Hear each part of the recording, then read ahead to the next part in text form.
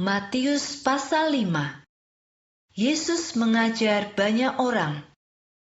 Ketika Yesus melihat kumpulan orang banyak itu, ia naik ke bukit dan duduk di situ. Pengikut-pengikutnya ikut datang dan berkumpul di sekelilingnya.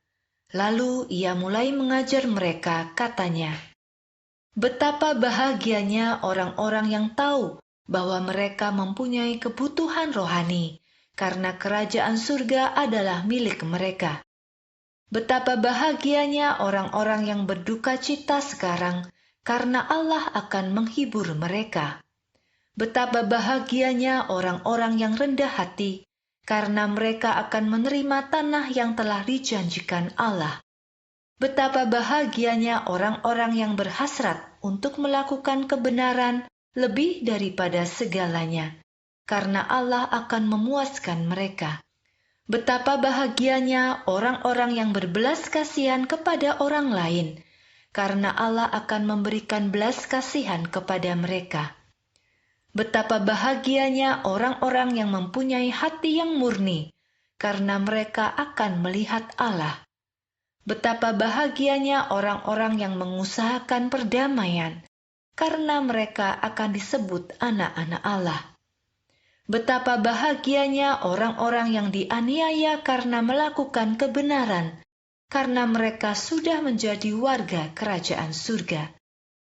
Betapa bahagianya kamu, yang oleh karena aku, kamu dihina, dianiaya, dan difitnah dengan segala macam kejahatan. Berbahagia dan bergembiralah, karena berkat besar sudah tersedia untuk kamu di surga.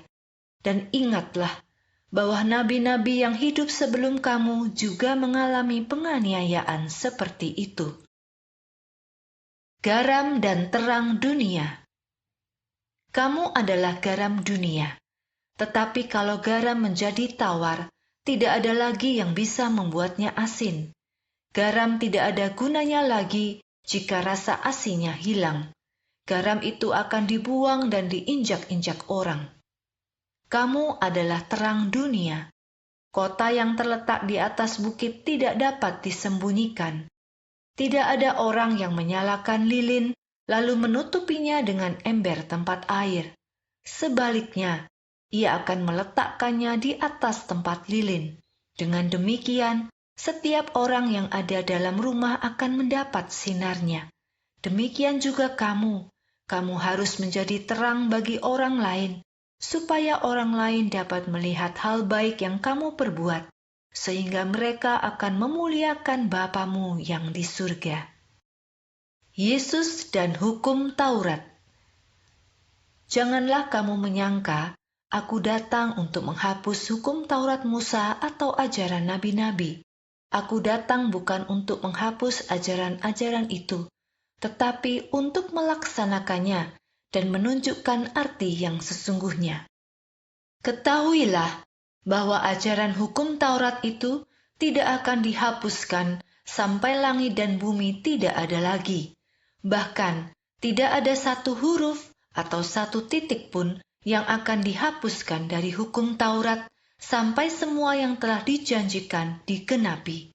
Jika ada orang yang melanggar salah satu perintah hukum Taurat, termasuk yang dianggap tidak penting, dan mengajarkan orang lain untuk tidak mematuhinya, maka orang itu akan menjadi orang yang paling tidak berharga di kerajaan surga. Tetapi orang yang patuh pada hukum Taurat dan mengajar orang lain untuk mematuhinya, maka orang seperti itu akan dianggap berharga di kerajaan surga. Aku berkata kepadamu bahwa kamu harus hidup lebih benar daripada guru-guru Taurat dan orang Farisi. Jika kesetiaanmu menjalankan hukum Taurat tidak lebih dari mereka, maka kamu tidak akan masuk ke dalam kerajaan surga. Ajaran Yesus tentang kemarahan. Kamu telah mendengar apa yang dikatakan kepada nenek moyang kita dahulu, yaitu, jangan membunuh. Jika orang membunuh, ia akan dihukum.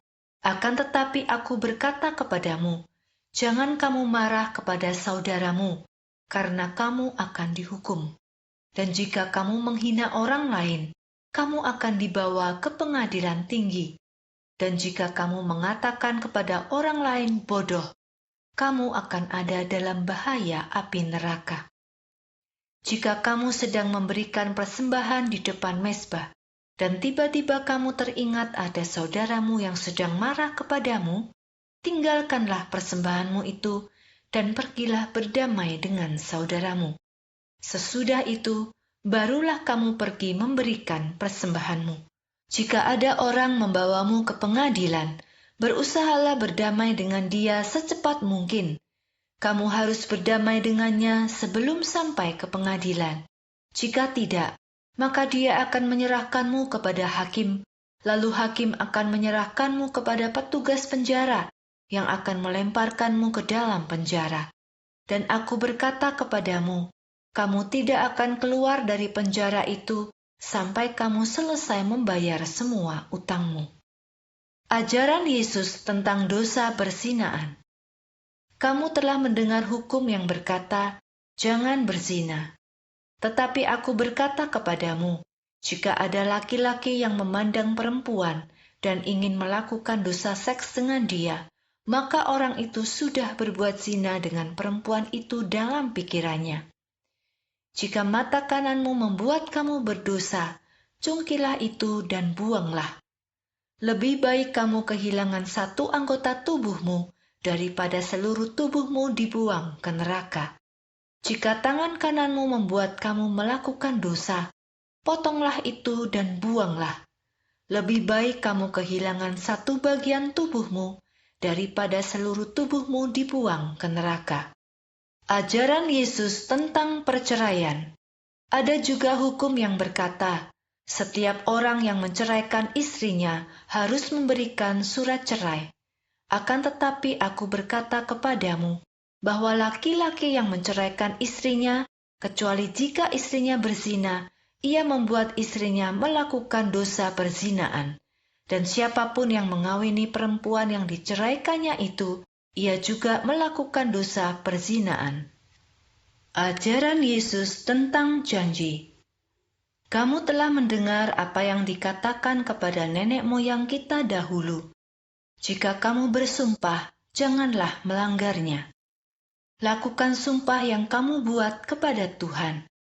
Tetapi aku berkata kepadamu, jika kamu bersumpah, janganlah bersumpah demi nama surga, karena surga adalah tahta Allah. Jangan bersumpah demi nama bumi, karena bumi adalah tempat tumpuan kaki Allah. Jangan bersumpah demi nama Yerusalem, karena Yerusalem adalah kota milik Raja Besar. Bahkan jangan bersumpah demi kepalamu sendiri, karena kamu tidak punya kuasa untuk membuat satu rambut di kepalamu menjadi hitam atau putih. Berkatalah ya, jika maksudmu adalah ya, dan berkatalah tidak, jika maksudmu adalah tidak. Jika kamu berkata lebih dari itu, maka itu berasal dari iblis. Ajaran Yesus tentang perlawanan. Kamu telah mendengar perkataan hukum ini, mata ganti mata dan gigi ganti gigi. Akan tetapi aku berkata kepadamu, jangan melawan orang yang ingin mencelakaimu. Jika mereka memukul pipi kananmu, berikan juga pipi kirimu. Jika ada orang yang menuntutmu ke pengadilan dan mengambil bajumu, maka biarkanlah mereka mengambil mantelmu juga. Jika ada seorang prajurit memaksamu berjalan sejauh 1 mil dengannya, pergilah dengannya sejauh 2 mil. Berilah kepada orang yang memohon kepadamu, dan jangan menolak orang yang mau meminjam dari kamu. Kasihilah musuhmu. Kamu telah mendengar hukum yang mengatakan, kasihilah sesamamu dan bencilah musuhmu. Tetapi aku berkata kepadamu, kasihilah musuh-musuhmu dan berdoalah bagi mereka yang menganiaya kamu. Jika kamu melakukan hal itu, kamu sungguh-sungguh menjadi anak Bapamu yang di surga. Karena Bapamu membuat matahari bersinar bagi orang yang baik dan juga orang yang jahat, Bapamu juga menurunkan hujan bagi orang benar dan orang yang tidak benar.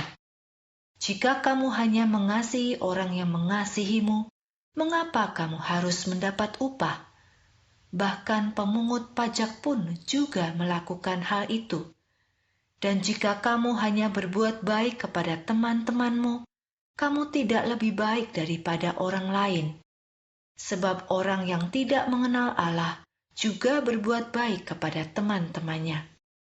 Maksudku ialah bahwa kamu harus sempurna seperti Bapamu yang di surga sempurna adanya.